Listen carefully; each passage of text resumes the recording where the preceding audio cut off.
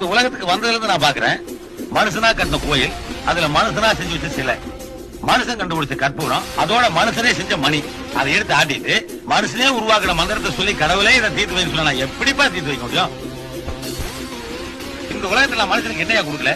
ஆகாசத்தை கொடுத்தேன், நீரை கொடுத்தேன், நெருப்பை கொடுத்தேன், காத்த கொடுத்தேன், ஏன் காய்கறிகளை கொடுத்தேன், மரவகைகளை கொடுத்தேன், இதையெல்லாம் ரசிக்க கண்ணை கொடுத்தேன், காரை கொடுத்தேன், மூக்க கொடுத்தேன், உழைச்சி சம்பாதிக்கிற 2 கைகளை கொடுத்தேன்.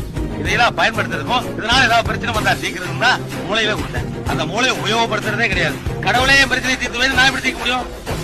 இப்போ 24 மணி நேரம் என்னையே நினைச்சிருக்க ஒரு பக்தன் நெல்லை கொண்டு போய் பாறையில் போட்டானா, அடடா இவன் நம்ம பக்தனாச்சே அப்படின்னு அந்த நெல்லை விளைவிக்கிறா.